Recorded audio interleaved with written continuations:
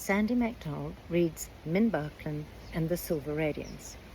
It seems fitting that I should start this book with the towering mountain gum behind me in which Min lives. Chapter 1. Where There's Smoke.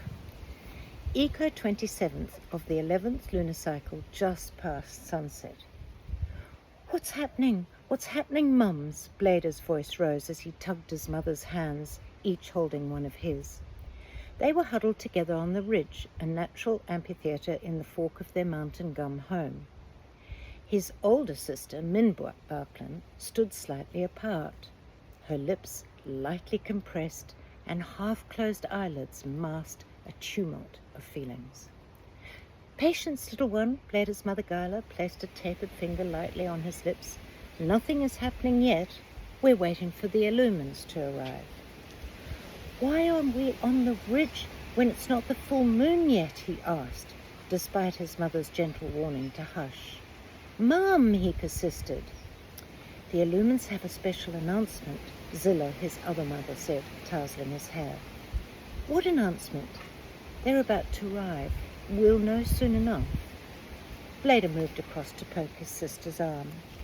Min, are they going to cancel? Be quiet, Blader. Min! Blader stared at her. Min never spoke to him like that. A jolt shot through the right side of Min's back, followed by a shiver in the left, another in a series of weird twinges that had plagued her recently. That was unnecessarily nasty. Min flipped her head around. She hadn't said it, but she'd heard it. Don't you think it's understandable, given everything that's happening to us? Another voice said. Min shivered her shoulders and let out an irritated sigh. Blader was still staring at her, his enormous gum-green eyes wide open. Min felt bad. She wished she hadn't been so short. About to apologize, she was interrupted by Merker McLuster, who was sitting below her. When have we ever gathered outside of a full moon? Merker asked across the gathering. She sounded thoroughly put out. Not in my lifetime, her partner Noster replied. A bit ominous, don't you think? Merker said. Lana Barklington, the Grand Dame Illumin of the 3 Mellon Street Lumen clans, arrived in the centre of the ridge. Cloaked in a sombre spinner silk robe, clouds of misty white hair swirling in the light breeze, she cut an imposing figure. She positioned herself between the 3 other illumins of the Garden clan. Zilla reached across and squeezed Min's hand. Min, remember, if this is about the bark shedding carnival, it might impact your Glenhood ceremony. Whatever happens, my sweet light, we'll make up for it, I promise. Min wanted her to stop talking as she had her brother. For ecos now, rumours had swarmed through the clan about the volume of smoke and ash from ferocious fires in the east impacting the carnival. And now here they all were, in an unprecedented gathering on the ridge. Min's mouth unclapped. She shut her eyes. Everyone has their ceremony on the Eka that they turn 169 lunar cycles, and I'm the only Nim turning into a Glyn on the first night of the carnival. It's special. Please, please don't let this be what I think it is. You'll have to deal with it if it is. It was the same bossy voice she'd heard before, followed by the same gentle voice. Maybe it won't be the worst thing to happen.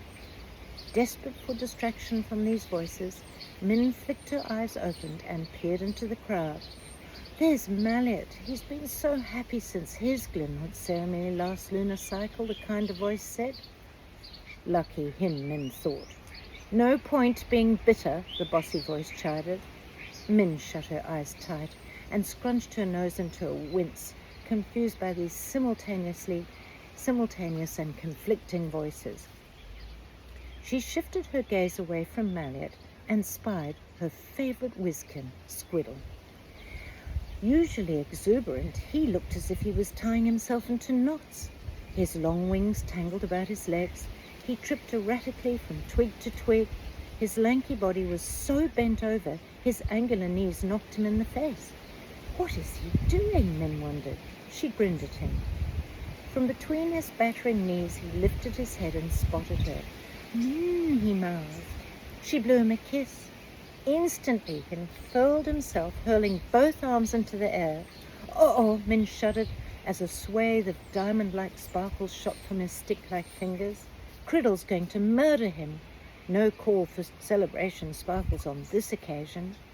Oopsie, Squiddle cried, turning his head frantically from side to side, his mouth a rectangular grimace. Criddle was already swinging across from a neighbouring twig. Squiddle, Squiddle, she hissed, slapping her brother and stomping the sparks out. Poor Squiddle, I wish I could hug him. Min's eyes lit up with the warmth she felt. Her lips widened into a huge, loving smile. Just as a familiar face popped into sight. Oh, no, no, no, Min winced.